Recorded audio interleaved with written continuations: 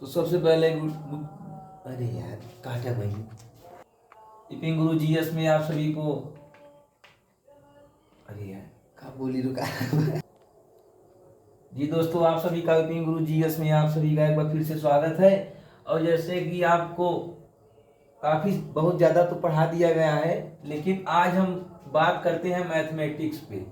किस पे बात करते हैं? मैथमेटिक्स पे।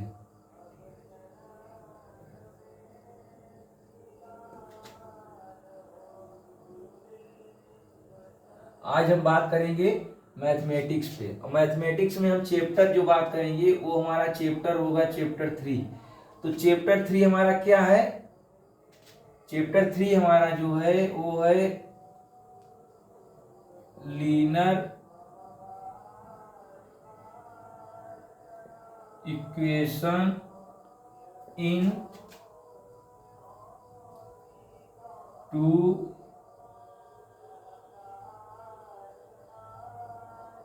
वेरिएबल। तो हमारा देखिए चैप्टर 3 क्या है? Linear equation in two variable, यानी कि दो चर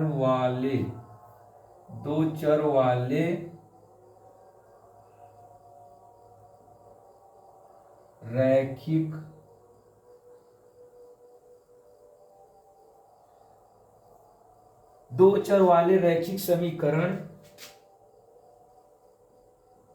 यू। तो आज हम आपको chapter number 3 linear equation in two variable, दो चर वाले रैखिक समीकरण युग्म पे बात करेंगे। और आज हम आपको विधिवत बताएंगे कि समीकरण कैसे ज्ञात होता है। तो हम सबसे पहले, अब यहाँ तक तो मैं बता दिया आपको, मैं भी चर्चा किया हूँ chapter number 3 linear equation in two variable. आइए हम पहला समीकरण लेते हैं।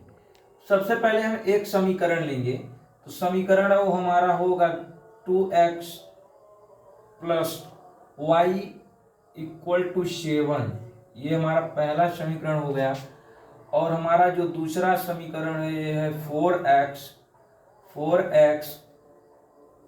4x minus.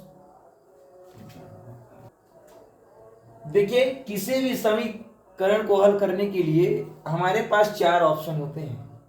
कोई भी समीकरण हो, उनको हल करने के लिए हमारे पास 4 ऑप्शन होते हैं। तो हमारे पास पहला ऑप्शन जो है वो पहला ऑप्शन है विलोपन। विलोपन का मतलब ही होता है विलुप्त कर देना। और दूसरा जो होता है वो होता है ब्रजगुण, ब्रजगुणन विधि। दूसरा ब्रजगुणन विधि होता है। और उसके बाद जो तीसरा विधि होता है वो होता है प्रतिस्थापन। तीसरा जो होता है वो होता है प्रतिस्थापन विधि। और जो हमारा जो चौथा होता है ग्राफीय, मतलब ग्राफ दर्शाया, ग्राफीय विधि।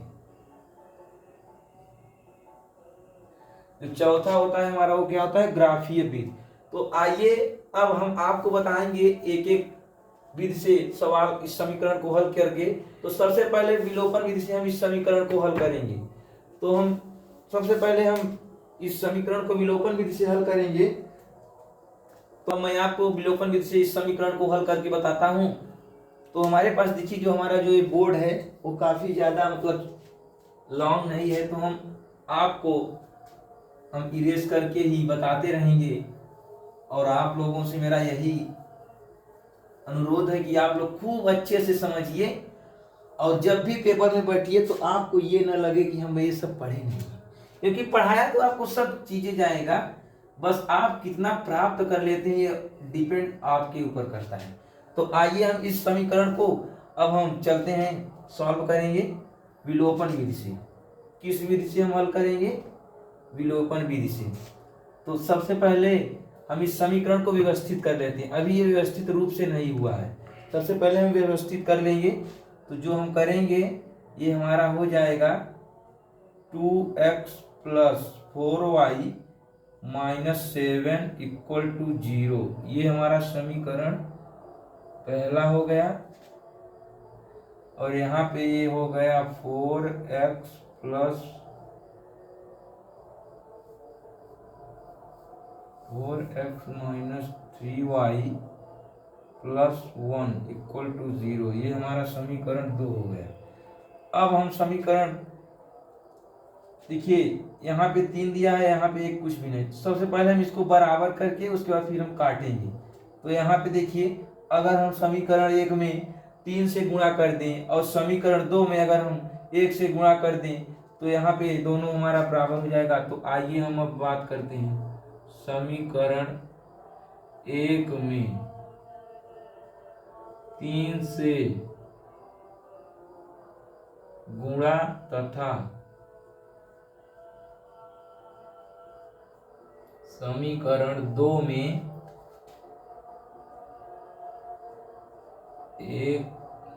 समीकरण 2 में 1 से गुणा।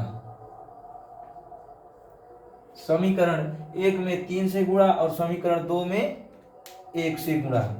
तो अब हम चलते हैं, जैसा कि हमारा व्हाइट बोर्ड जो है वो बहुत ज़्यादा लॉन्ग नहीं है, तो हम अब आपको हम यहाँ से बता रहे हैं फिर से, और वह चीज़ें सब वही हैं क्योंकि क्वेश्चन भी देखिए तो हमारा वही है, और मैं आपको विलोपन विधि से समीकरण को हल करके बता रहा हूँ।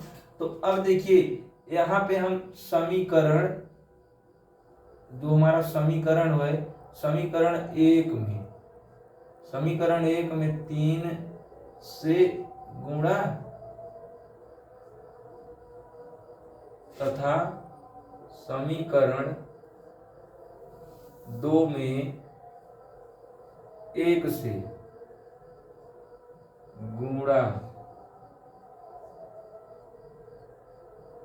करने पर। तो अब हम देखिए यहाँ पे समीकरण 1 में 3 से गुणा और समीकरण 2 में 1 से गुणा। तो जब हम समीकरण 3 में जब गुणा करेंगे तो समीकरण 1 में 3 से गुणा करेंगे तो ये हमारा हो जाएगा 6x प्लस 3y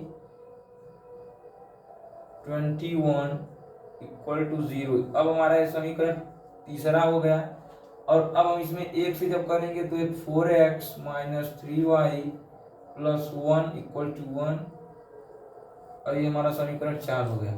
अब हम जोड़ने पर जब जोड़ेंगे तो ये हमारा कट गया और ये हमारा ऐड हो जाएगा 10x माइनस 20 इक्वल टू 0। यहाँ हो जाएगा 10x इक्वल टू 20, और फिर ये हो जाएगा x इक्वल टू 20/10, तो ये हो जाएगा 2। अब हमारा जो x का वैल्यू आ गया वो x का वैल्यू कितना है 2। ये हमारा x का वैल्यू 2 है, तो हम x का वैल्यू जो 2 आया है वो किसी भी समीकरण में हम रख देंगे तो जो हमारा y का भी मान आ जाएगा। तो आइए x का मान समीकरण 2 में रखने पर हम समीकरण 2 में x का मान रख देंगे तो ये हो जाएगा 4, उसके बाद ये, फिर उसके बाद minus 3y plus 1 equal to 0। ये हमारा हो जाएगा 4 2 8 minus 3y plus 1 equal to 0।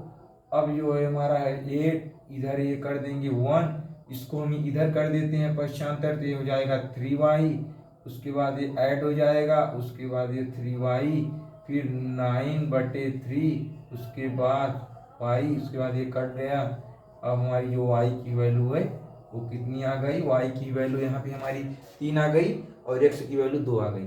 तो अब ये हमारा जो समीकरण है ये हमारा समीकरण विलोपन विधि रूप से हल हो गया है, और आप लोग अच्छे से अपने अपने कॉपी पे एक बार फिर से लगा लीजिए और विधिवत समझ लीजिए। ओके, धन्यवाद।